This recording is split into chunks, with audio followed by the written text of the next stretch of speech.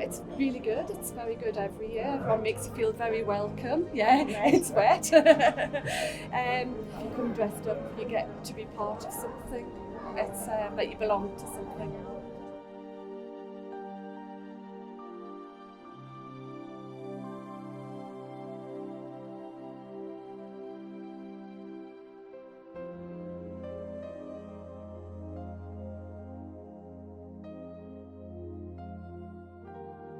This October, I visited Whitby, North Yorkshire, to sample the sights, sounds and smells of the famous Goth weekend.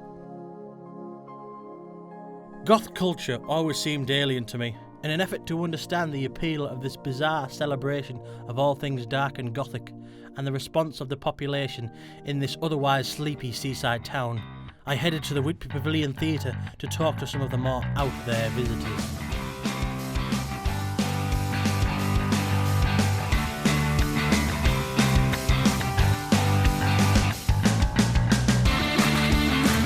The Goth weekend have been going for like 14 years, twice a year.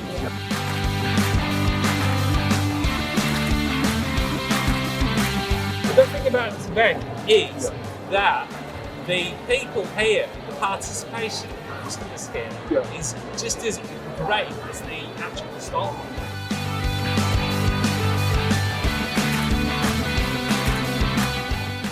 What we're doing here today, we're major Dracula and horror fans in general. It's our actually anniversary, so that's how we're celebrating it.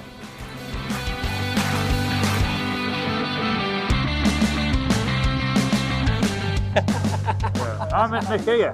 That's how I know Mick. I met Mick here. Yeah. I took his photograph.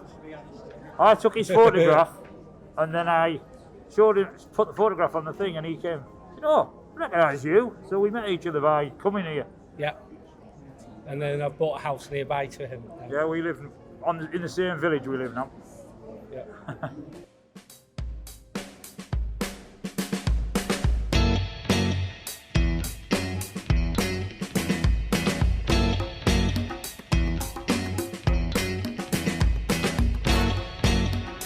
I decided to take a little trip down to the docks to speak to one of the local seamen to see how his life had been affected by the arrival of these strange-looking annual visitors.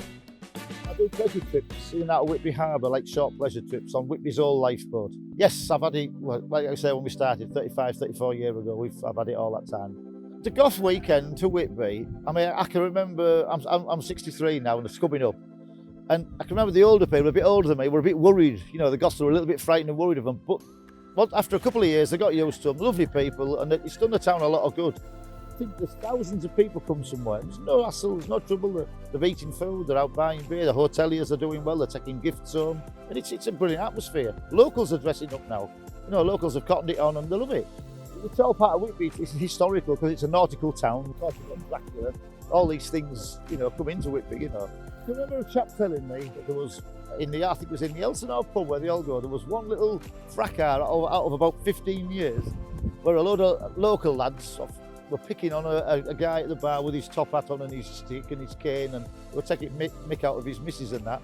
So the chap took his hat off, turned him, warned him and punched him, knocked him out, and then turned another lad, jumped up and he knocked him out. Police come, everybody in the pub said what happened, the two locals got took away, and that was it. But that's the only bit of trouble I've known in about 15 years.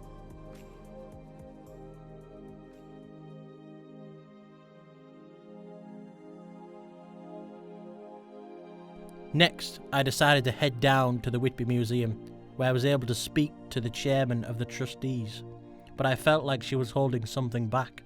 Her responses were polite, but restrained. I'm sure Bram Stoker's was one of the obviously influences in Gothic literature, but there were others. Yes, I think we do have some artefacts which would interest Goths. Specifically in our costume collection, we have a black wedding dress. Tourism in Whitby is generally just going from strength to strength. Yeah, so what's it like working here? Well, I chair the trustees, and the majority of people that work in the museum are volunteers. So I suppose you could say I work here. Yes, it's great fun. It's very enjoyable. You meet a lot of interesting people, and the collection is amazing. So, what are your opinions on the Goth community? Well, the museum treats all visitors alike. So, would you say that the Goth weekend has negatively affected you? No. Having not exactly got conclusive answers there, I thought it might be interesting to speak to a member of the local church to see if I could get a religious perspective on the Goth invasion. The results were equally revealing.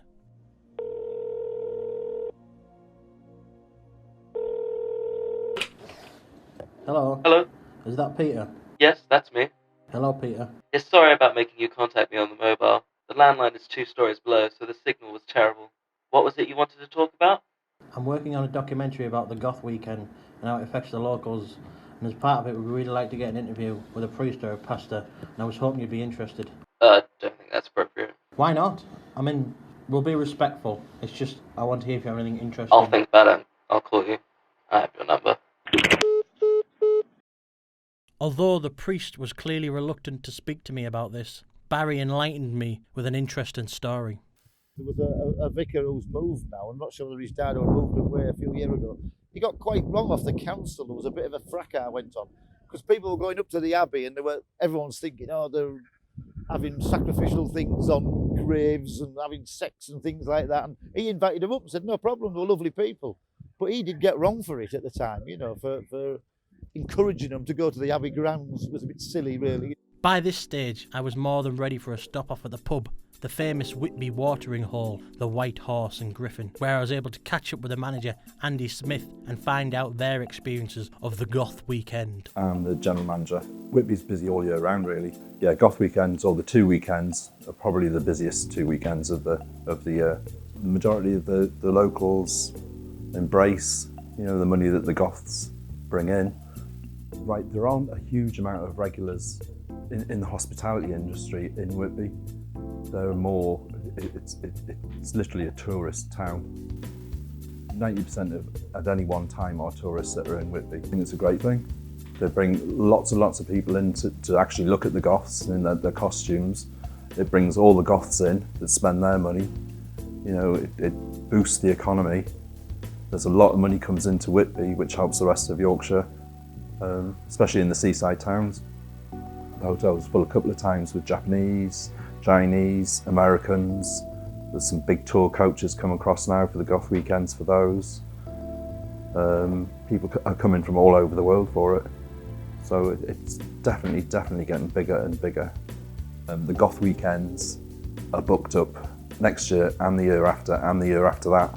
Goth weekend, I just think it's a brilliant, you know, it's a unique thing in Whitby. And there's so much comes off it, so much trade for businesses in Whitby, which, you know, just makes us go from strength to strength. And then you have things like the Steampunk weekend, which is an offshoot of that now. So they have 2 weekends a year, so really we're talking 4 weekends. And it brings just hundreds and hundreds of people here. I embarked on this journey with the hopes of seeing beyond the black lace and eyeliner and getting to learn a little more about this elusive community. I thought local opinion of these outsiders might be negative, but was pleasantly surprised to find these often scary looking folk were warmly welcomed by most of the people of Whitby. I also experienced a community that had made lifelong friends through shared experiences of this annual event, who had ended up moving next door to each other or travelled across country to see one another, their common bond being their love of the Goth culture.